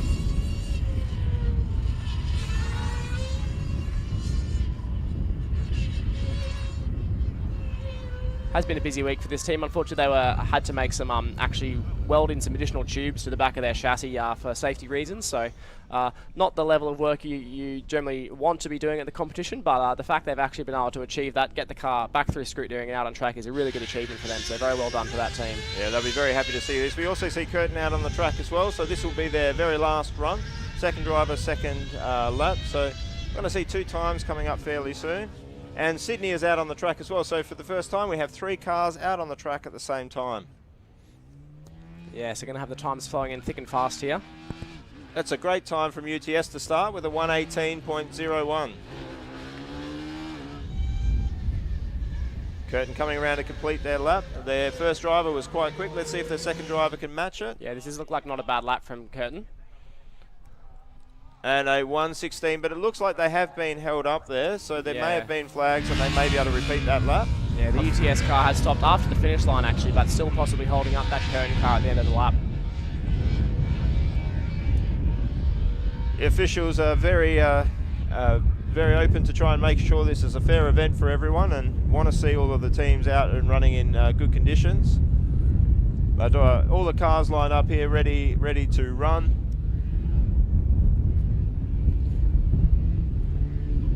Sydney coming through, they're looking quite speedy here. But a yellow flag, yes.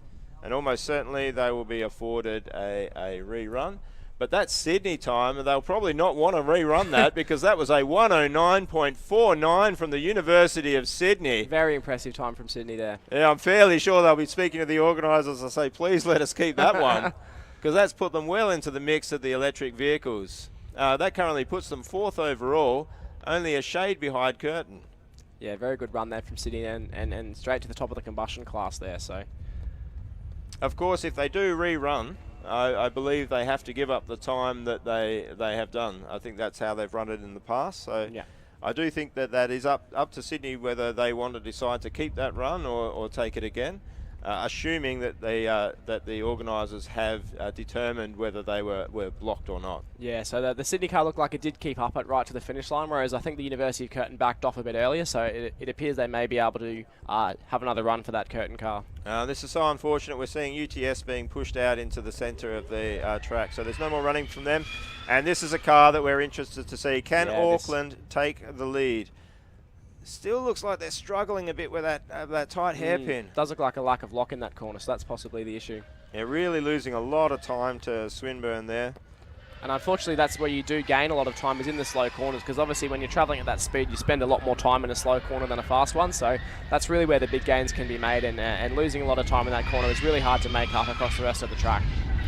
Yeah, it is quite quick everywhere else. I think that is really costing them quite a lot there. And unfortunately, very little you can do to adjust the car and set it up to try and get quicker around there. Sometimes a little bit of Ken block driving can help you get the back out and get the car around some of the tighter corners. So that might be something the driver employs on the next lap out, but we'll just have to wait and see. Unsure whether Auckland are running torque vectoring. Maybe there is some setting there that they can try and get a little bit of yaw moment right at the beginning of that turn to really rotate the car. We see ECU, this is the faster driver from ECU out, so they'll be trying to challenge that time that was set by the University of Sydney. And you can see a lot more aggression here. Yeah, so I had the opportunity to judge the Auckland car in the design event, and they are running a form of torque vectoring, but it's based on the basically vertical load compensation for the tyres, so no real yaw rate control for that car, which won't really assist them much in that hairpin turn. Yeah, and that Auckland time was a 1:12.9, so not an improvement from them, and unless they can get around that hairpin quite well early on, it's going to really hurt them. Yeah, that was the first lap for their second driver, so we might expect to see that time slightly improve on the second run, but still need to find a little bit of time to catch that Swinburne time that's currently on top with a 1:06.1. Well, this looks like a better run from ECU, but it doesn't look like it's quite got the speed that the Sydney driver had. Yeah, it was unfortunate to see that UTS car pushed off into the infield as we saw before, but it did actually stop after the finishing line, so that car has a time on the board, and not a bad time at that, with a 1:18, so that car will actually score some points in this event, which is really good to see. Okay, now Sydney and ECU will be wanting to see this time. Definitely look like a stronger lap here from ECU. And an Edith Cowan there with a 1:11.57, so it puts them up with the electric vehicles, but University of Sydney has a stranglehold on the IC at the moment. Yeah, not far behind though. I believe there is one more lap for the ECU car, so one more chance to jump on top of that Sydney time, and there's only about around 2 seconds to find. So over the course of a lap this size, it's not impossible to find that amount of time with your second go. Yeah, but of course Sydney have an extra lap as well. I'm unsure what's happening here with Sydney, whether there was an issue with the car there. Hopefully not, because we do want to see these cars competing tight against each other. I know that driver, that was the very first time he's ever driven, like a lot of drivers, the very first time he's ever driven a Formula SAE track in Autocross. He's quite a handy driver, so I do expect the time to come down a bit, but I also expect that the Sydney driver will be able to improve their time as well.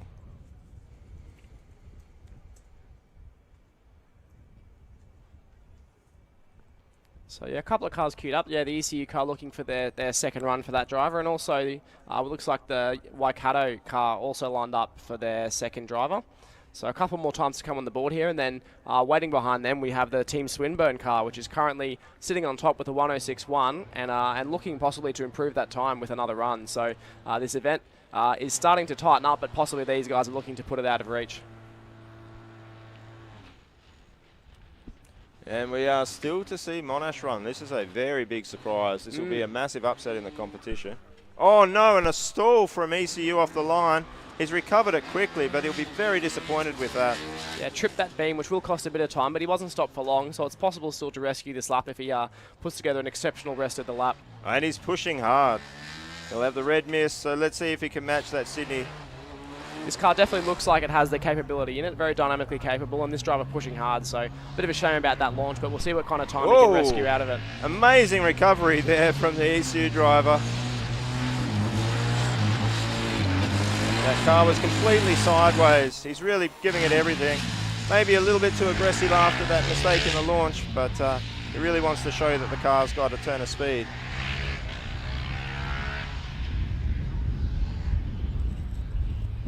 Coming through some of the slower sections of the track. This car's a lot narrower than some of the other cars out here, so it does take a more open line, which is a bit of a benefit. But unfortunately, I think that start may have hurt him. Let's see what the time is. Very quick for the rest of the lap, though. There was that incident that he recovered well. I've just received a text message from one of And my... the time there from Edith Cowan University, a 109.14, puts them in third place overall. An excellent run. Yeah, that's an incredible time from ECU, especially considering that failed launch. That could have nearly put them near the top overall without that mistake at the start, but still a very impressive time and a clear fastest time in the internal combustion category so far. So very well done to that team. Excellent run. They'll be very, very happy with that. I think that that launch did probably cost them about a second or so, but thankfully he kept his cool, recovered that, but that's an excellent time. And Sydney were very close to that, so I do expect if Sydney get out, they may be able to take that one down. And I can see coming down the pit lane a stampede of people, which can only mean one thing, and that's Monash University approaching the starting line. So we haven't seen this car set a time yet in the Autocross event, and they're currently lining up. So we'll see if they can get that car out there and challenge for what is... Oh, a spin from Swinburne, hit the cone with the back wheel, and it's just rotated the car very, very quickly. That's not what he would have wanted, especially knowing that, that there's Monash still to come. Yeah, very close to that tyre barrier there. Thankfully missed the tyres and got that car going again, but that you don't want to see that out there. But that's what you get, drivers pushing hard and trying to extract the most out of the car. These things can happen. Yes, interestingly, the Monash team is known for bringing quite a few people here, and if they were staying in Benalla, they would double the population of the town. Yeah, so a couple of eventualities coming here. Just want to make an announcement to all the teams that are listening. The queue for Autocross will be closing at 11 a.m, which is in approximately 8 minutes. So, yeah, not long to go. So if you're still looking to get a run in the Autocross event, please make sure you get your car into that queue by 11 a.m. And we do see this year in, year out with Monash, that they always seem to time this and do their strategy so well. They're running near the end on the Autocross where the track is at its absolute best. Swinburne, they're completing the lap quite well. Unfortunately, there was a big moment there. They would have lost 2 seconds for striking that cone. And the time there...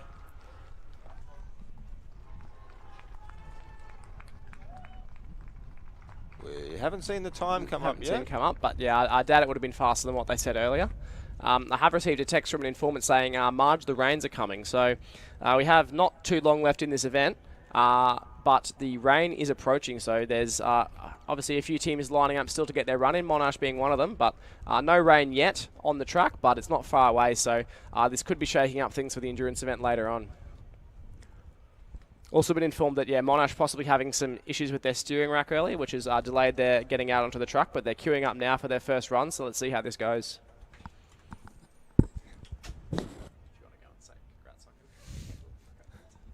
No, I'm very happy to see that ECU has done well there, but I do fully expect that if Sydney are able to get to the queue, that they can put down a time to compete that. It's very, very close between Edith Cowan University and Sydney there in the IC class. Waikato only with one run, so hopefully they can get back out as well. Swinburne taking off now. They've hopefully this driver's much cleaner there.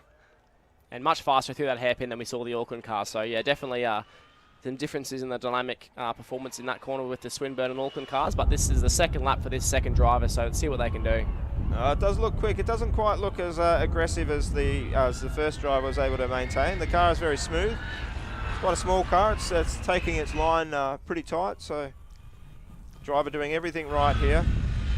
Yeah, and we've got two of the... Oh, and unfortunately has hit a cone, so the whatever the time is here, it's unlikely to be better with that with that cone stripe.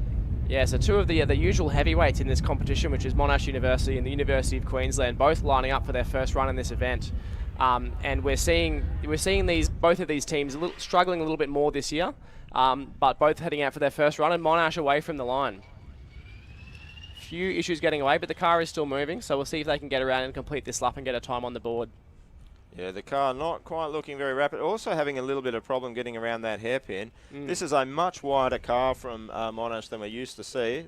Earlier on in the years in this competition, Monash really championed a more narrow approach and really pushed teams locally to that concept. So it's interesting to see them quite a bit wider, really building this car for the European conditions, which are much more open.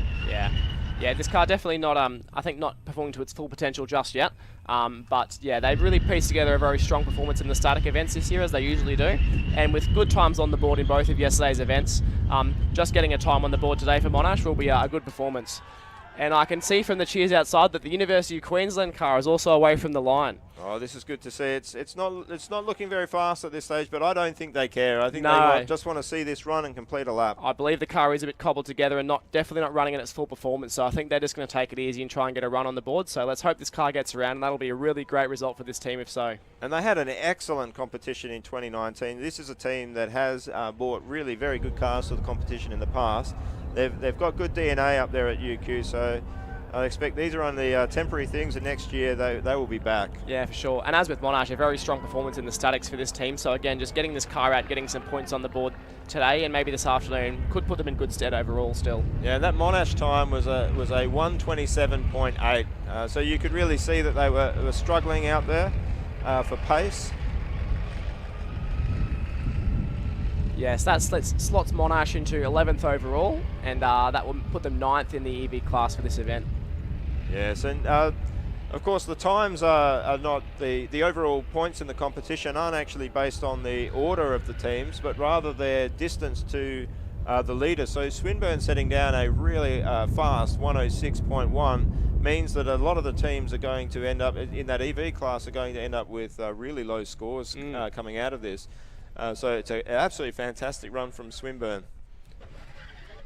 But we are seeing the one team that's going to try and knock them off, and this is Auckland. They're the one team that's close. They're still 1.7 seconds behind Swinburne, and that's a much better turn through the hairpin there. That's a huge improvement. I'd expect this to be a much better lap from Auckland. They're really going quite fast here, far more aggressive drive than we've seen in the previous runs. They've tuned this car quite well. This is their last shot at it, so they want to keep it clean. And I believe the University of Queensland have crossed the line and finished their first lap of Autocross. So everyone give a big cheer from the crowd for that team for finishing that event. Fantastic. This looks like if this Auckland driver can keep this lap finished at the pace he's going, that he'll almost certainly take Swinburne. And looking to knock off ECU from the top of IC. Sydney are out, and they're looking quite rapid there. It's all on. We're seeing at the very last runs what's going to happen. Oh, a little bit of a moment there for Sydney. Looked like a missed shift. But of course the ECU driver did miss the start. Yeah, so Auckland only needed to find 1.7 seconds here to knock Swinburne off the top, and this is looking like a very strong lap so far. So let's see what they can do. And a 1:04 flat from Auckland. That's an incredible lap from them. That puts them straight to the top. Yeah, that car definitely the most impressive we've seen so far in all the events dynamically this weekend, and that puts them on top once again. So piecing together a really strong campaign so far this year from University of Auckland, so very well done to them. Well, they've won acceleration, they've won skid pad, and now they've knocked off Autocross. So yeah, I believe Swinburne have done all of their runs, so I'm not sure they have another chance of knocking them off unless we see some real magic here from Monash here. I think University of Auckland might have this one locked up for the moment. University of Sydney appear to have slowed a little bit at the back end of this track. It's not really going at the same pace it was earlier. Cars bouncing a little bit. Hopefully that's not an issue and nothing that'll affect them in the endurance run. But not quite the pace we saw from them before. They did set a really impressive 1:09 earlier, put down the challenge to ECU and Waikato and RMIT and Victoria University, who unfortunately we haven't seen out in the IC class. Yeah, I haven't seen them so far today, which is a little bit disappointing. They were putting in some good efforts in the dynamic events yesterday, so hopefully they get that car out for the endurance event later on. And that Sydney time was a 1:35.8, so unable to match ECU on that time. But we see rushing up towards the gate, Looks like the RMIT car, they are not happy that the IC cars, but I think they are being told to slow down or the gates are shut. I'm I think unsure. it is 11 o'clock on my watch here, so they might have just missed the gate to get in here. We'll see what happens. I'm not sure what the time is down with the officials running that event, so we'll see if they are allowed in. The event doesn't, we'll keep running with the cars that are in the queue, but the gate does close at 11 a.m, so we'll see if they're allowed in. And University of Queensland now, they're having completed one lap of the track now, going out for lap number 2. I would suspect maybe they're not hopeful of finishing the endurance event this afternoon, so with a lap on the board, they're maybe pushing a little bit harder in the second one to see if they can put down a decent time in the autocross event.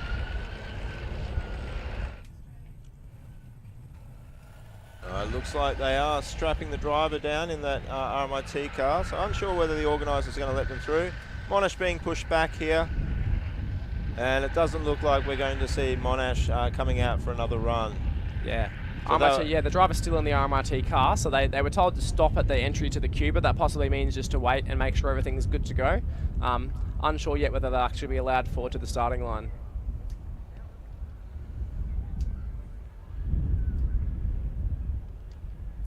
Yeah, looking like they might be able to come through, so this would be a great story for them if they can get this car out. Well, there was a little bit of a late start to this event, so very generous of the organisers there to let them run. And the University of Auckland car getting pushed back into the queue to a round of applause. That was a very impressive time from them and a very impressive campaign for them so far. Yeah, I would suggest if they've... I'm unsure of the statics results with Auckland, but I can't imagine that they would have done poorly. They're a very solid team. So it looks like they're really in the driver's seat to win this competition. But I certainly wouldn't count Swinburne out. And University of Queensland, they're crossing the line to complete their second lap of autocross. Still a conservative 1 minute 30, but knocking 20 seconds off compared to the first lap there. But I think for that team, that they'll consider that a win for this weekend, getting that car, which was a very ambitious car for them this year, and a big departure from what they've been running usually. So I think to get that car out here at all and get some points on the board will be seen as a massive win for them. So it could be some big celebrations tonight. So it looks like they are going to let this RMIT car go. It will be the final car to run if they're permitted. Unsure whether they'll be permitted to run the 2 drivers or just one. Yeah, I suspect they'll just give them the one run here. But as we saw with Swinburne in the acceleration event yesterday, it only takes one run near the end and a good run to go to the top. So we'll see what they can do here. I suspect this car has some very high capability if they can just get that thing off the line.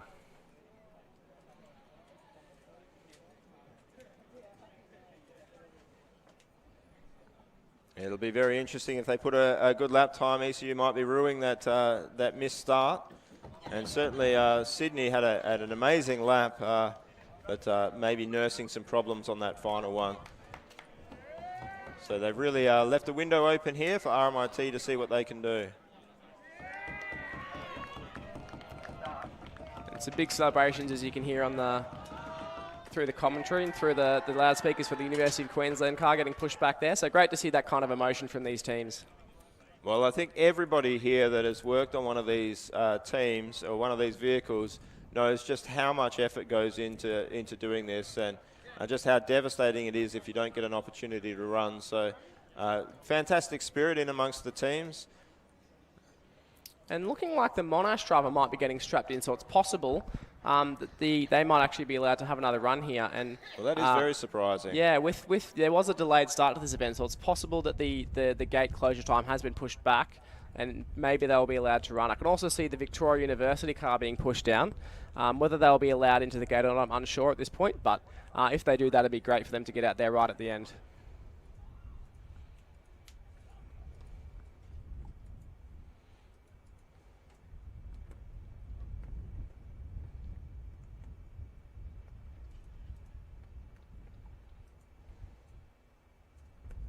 We're yet to see the RMIT car compete in a dynamic event. This will be their first. And it's great to see Victoria University lined up. They have competed in all the other dynamic events, so unsure what happened to them this morning.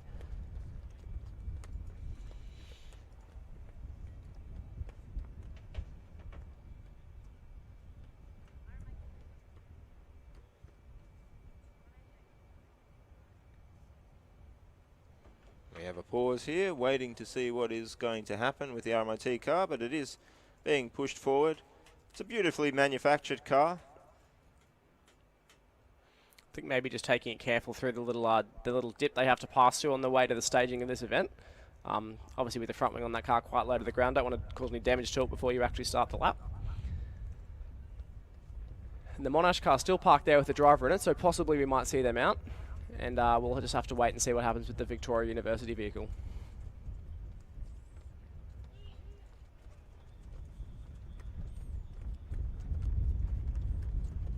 So we're far from finished with this event. There's still always surprises at a Formula SAE event. And hopefully we're going to see a positive surprise for RMIT here. Yep, the car's getting pushed to the line. Haven't seen it be fired into life yet, but there's, I think that's still yet to happen, so fingers crossed.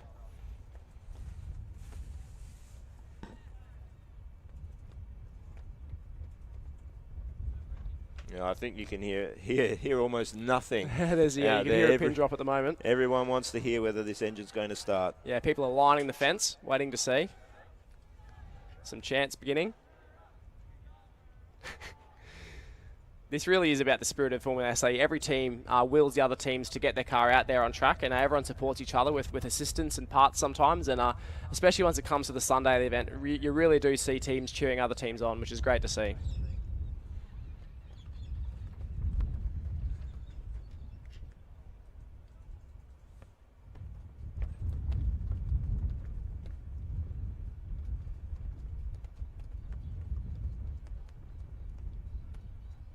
I think the driver is building up suspense here. It's cranking. I haven't heard the engine kick into life just yet. Does sound like quite a slow crank, unfortunately.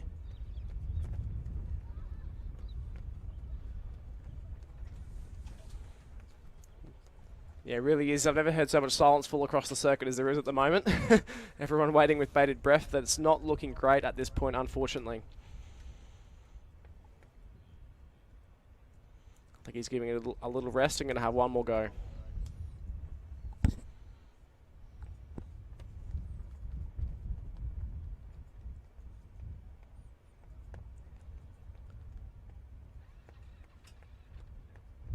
Not sounding good here. No, that does not sound like a positive crank there.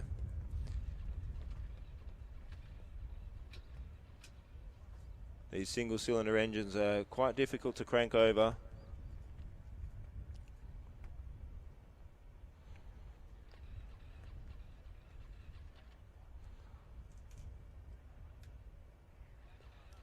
No other cars lined up behind him at the moment, so he's been given a little bit more time to get this thing started, but it's, yeah, not looking great at this point. Well, this is really unfortunate for them. No, and I think they're being given the... I think they might have called it.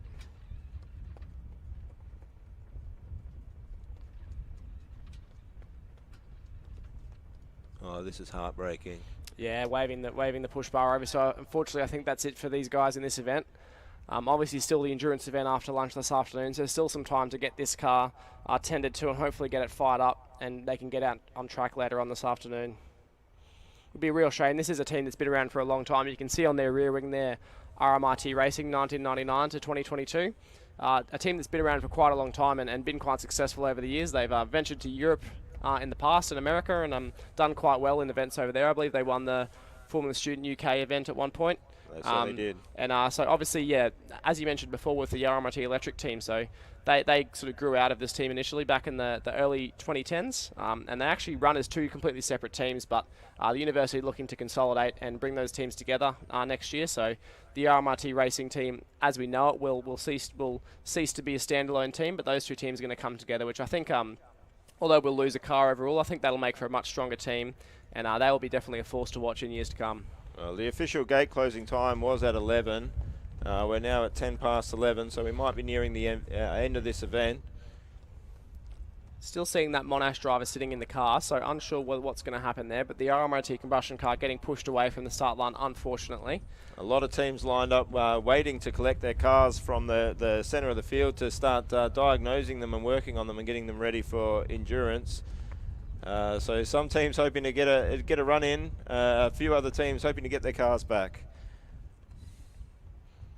Yeah, fortunately the sun has been covered by a few clouds at the moment, so the heat being put into those cars parked out in the field maybe not as high as we sometimes see, which can be good because yeah, that's actually quite a thing to consider often with cars being parked out in the middle in the direct sunlight for quite a long time. Yeah, not great for the heat absorption, but this little bit of cloud cover might be helping them out at the moment.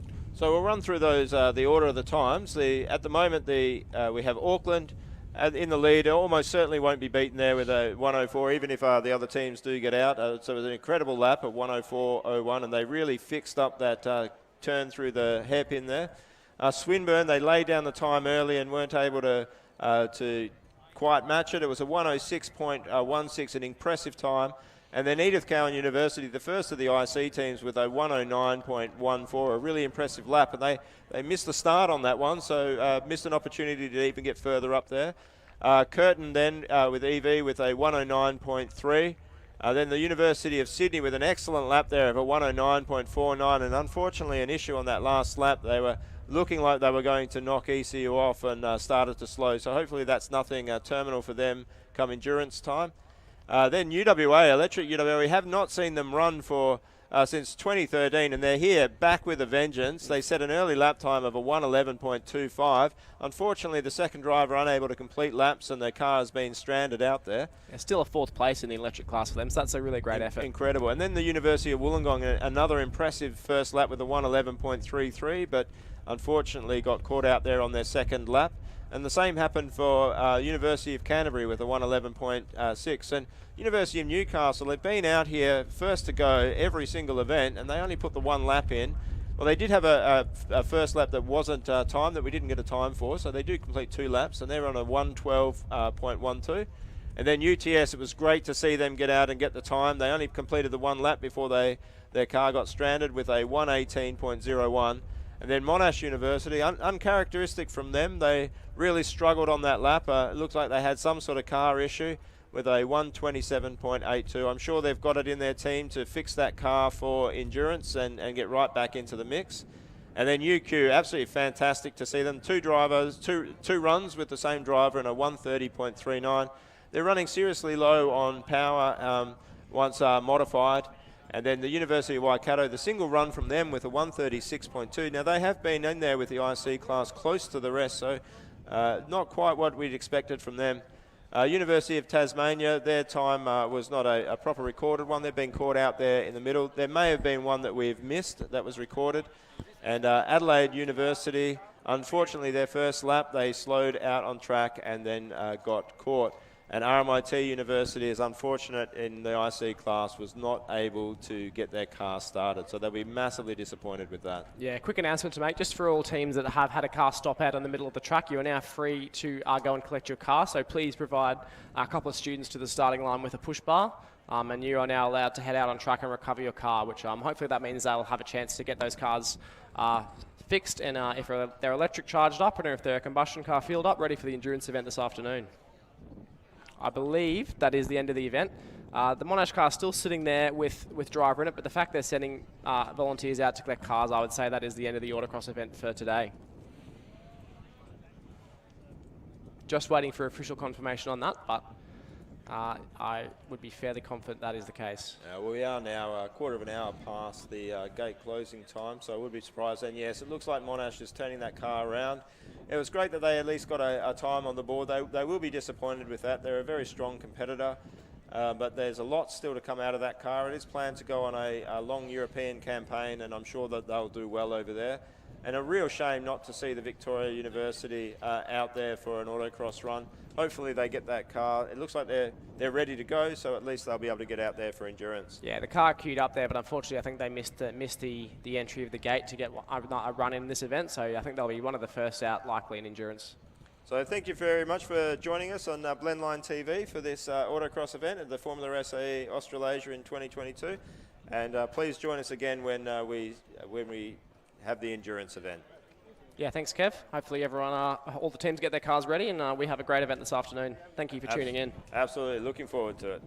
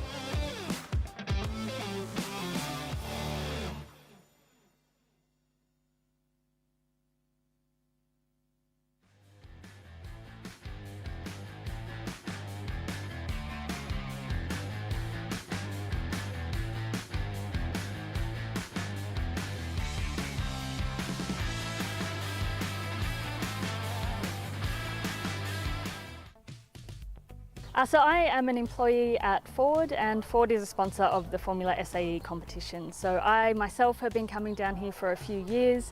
We often get Ford employees down here volunteering, getting involved in the competition and meeting all the students. Formula SAE is an excellent stepping stone for future engineers. For a start, you get out here into the engineering community. All the students who are here will have seen just how many different engineers are working and volunteering here. It's a great place to be, so you learn a lot, you meet a lot of people.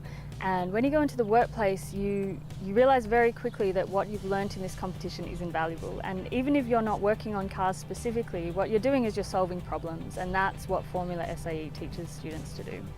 I studied engineering, and I was a student in the Formula SAE competition back in the day. I looked after the suspension and vehicle dynamics on my team, and when I graduated I got a graduate job at Ford, and actually I went into the vehicle dynamics department at Ford, and I spent the last 5 years actually working on the car that you see behind me. So I was specifically working on the Everest, and I was doing ride and handling, so all this sort of suspension tuning and looking after the comfort of the vehicle, looking after the sort of the characteristics of when you're driving it, and the sort of sporty feeling that you get when you drive the car. There are lots of benefits for us Ford engineers coming down here and helping out with the competition. We get to talk to the students, we get to share ideas, talk cars. It's a really fantastic environment.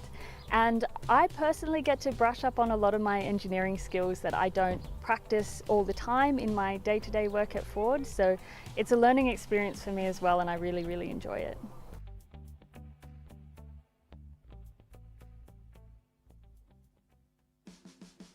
Formula SAE is a good fit with Henkel because we like to work with the engineers of today. They're going to be the engineers of tomorrow. So we make sure that our brand, they're aware of our brand, they're aware of our technology, they understand how our products work, and then when they go out into industry, we partner with them again, and we can also find them other solutions in other parts of the industry. So Henkel's involvement here is that we actually support a few of the teams, Swinburne and Monash.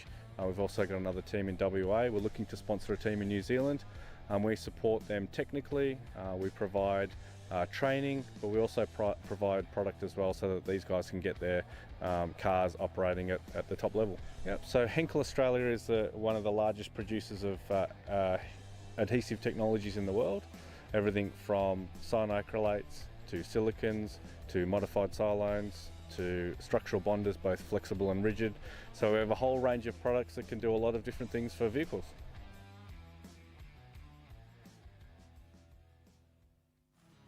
Okay, so LEAP Australia distributes engineering software. So we're the reseller for ANSYS in Australia and New Zealand.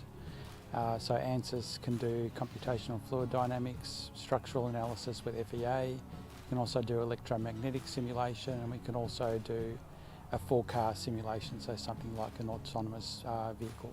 So we also do CAD software, so that's with PTC Creo and also Onshape. So a lot of the teams in Formula SAE or a lot of the universities have our software. So a majority of the teams have used our software to do their CFD simulations, so looking at airflow over the cars, and quite a large majority have used them to analyse structural components, as well as teams using carbon composite monocoques. They're using our software to analyse the stresses in those structures. So a lot of the Formula SAE teams, like I said, use our software, and quite a number of our employees have been Formula SAE team members. So it helps us to get a better understanding of what is needed, because it's always changing with the cars sort of developing in technology from where they were. At least when I sort of saw SAE about 20 years ago, it's sort of come quite a long way. And it's just really introducing the students to the techniques that are used with our software a lot earlier on than they would see it in their the normal course of their degree.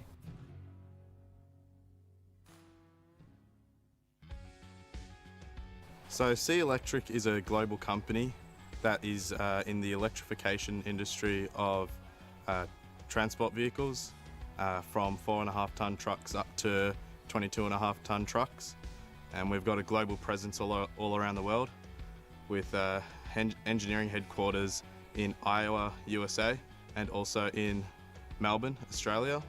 SAE Electric is involved with Formula SAE because we find that a lot of students gravitate towards an engineering industry that is likewise to the competition with regards to the EV vehicles that are built by students.